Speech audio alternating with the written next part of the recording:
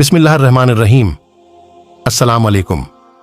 क्या आपको इस बात का इल्म है कि इस वक्त वेटिकन सिटी पोप की लाइब्रेरी में एक मुसलमान आलिम का लिखा हुआ एक ऐसा फतवा मौजूद है कि जो इस बात की इजाजत देता है कि मुसलमान होते हुए भी ईसाई बनकर कैसे रहा जा सकता है।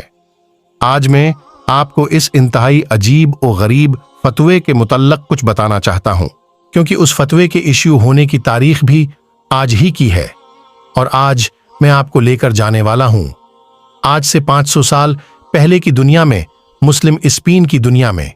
जनवरी 1492 की बात है कि स्पेन प्रसन्न मुसलमानों की आखिरी हुकूमत भी खत्म हो गई और सुल्तान मोहम्मद दी ट्विलो ने अलहमरा महल की चाबियां स्पेन की मलकाई जबीला के हवाले कर दी और यूं मुसलमानों का स्पेन बर्फ से 800 साल की हुकूमत का सूरज गुरूब हो गया। लेकिन जब सुल्तान अलहमरा की चाबियां जबीला को दी थी तो उस वक्त उन दोनों के दरमियान एक माहिदा हुआ था जिसे द ट्रीटी ऑफ ग्रेनाडा कहते हैं, जिसके तहत स्पेन में जो मुसलमान बच्चे थे उन्हें इस्लाम पर अमल करने की पूरी आजादी होगी। और उस वक्त को स्पेन में तैनात किया था, यानी हर्निडू डी टीलावेरा उसके मुसलमानों से बड़े अच्छे ताल्लुकात भी बन गए थे और वाक़ईतन हुकूमत खत्म होने के बाद भी स्पेन में बचे 6 लाख मुसलमान इस्लाम पर मुकम्मल आज़ादी के साथ अमल कर रहे थे। लेकिन वक्त हमेशा एक जैसा नहीं रहता। हर्निडू के बाद स्पेन पर एक नया आश बिशप मुतय्यन हुआ, कार्डिनल फ्रांसिस्को, और फ्रांसिस्को स्पेन के मुसलमानों पर एक अजाब बनकर टूटा।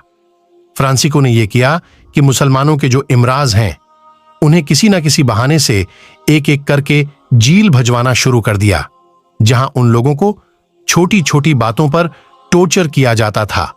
और उस टॉर्चर से निजात की एक ही शर्त हुआ करती थी कि उस ईसाईयत कबूल कर लो। या फ्रांसिस्को के दोस्तों और उसकी कौंसल के कुछ लोगों को यह बात पता चली तो उन्होंने फ्रांसीसियों को मना किया कि देखो, इस तरह की हरकतें करके तुम ग्रेनाडा की खिलाफ वर्जी कर रहे हो। लेकिन फ्रांसिस्को नहीं, ये नसीहतें एक कान से सुने और दूसरे कान से निकाल दें। अब कुदरत का एक कानून है कि हर एक्शन का एक रिएक्शन होता है और फ्रांसीसियों के अन एक्शंस का भी एक रिएक्शन सामने आया कि कुछ मुसलमान इलाकों की तरफ से बगावतें होना शुरू हो गईं और यही फ्रांसीसियों की ख्वाहिश थी। उसने मलका इजाबेलेंस से एक मीटिंग की और कहा कि मैं उन लोगों को तबलीग कर रहा हूं और ये आगे से बगावतें कर रहे हैं।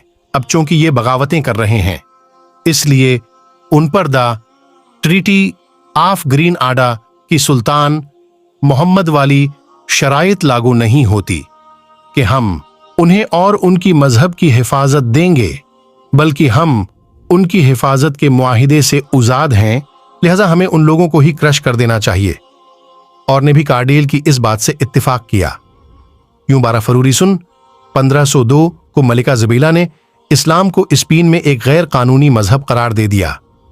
जोक दर जोक मुसलमानों को ईसाई बनाया जाने लगा, यहां तक कि एक इलाके से फ्रांसिस्को को किसी ने खत लिखा था कि आज हमने 60,000 मुसलमानों को ईसाई बनाया है और यूं सिर्फ और सिर्फ 20 साल के अंदर पूरे के पूरे स्पेन में से एक ऑफिशियली एक भी मुसलमान नहीं बचा था। इससे पहले कि मैं आपको आगे होने वाली मजीद बातें बताऊं, क्या आपने खुद से एक सवाल किया कि अगर वो लोग मुसलमानों के साथ इतने हार्डकोर हो चुके थे तो मुसलमान स्पेन छोड़कर कहीं और क्यों नहीं चलेंगे? बल्कि आपको पता है कि उस वक्त तो टॉप के अल्जीरियन स्कॉलर अहमद शारी ने स्पेन से हिजरत कर जाने को न सिर्फ फर्ज करार दे दिया था, बल्कि उन्होंने ये फतवा भी जारी किया था कि अब जो मुसलमान स्पेन में रहेगा मुनासिब सजा का हकदार होगा, बल्कि मौत के बाद भी उसका नसीब जहन्नम ही रहेगी।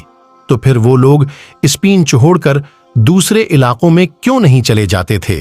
क्योंकि हिस्पानवियों ने स्पेन से हिजरत कर जाने को वर्चुअली नामुमकिन बना दिया था। सिर्फ वही लोग स्पेन छोड़कर जा सकते थे जो उस वक्त के अल्ट्रा रीच या फिर इंतहाई अमीर तरीन लोग थे।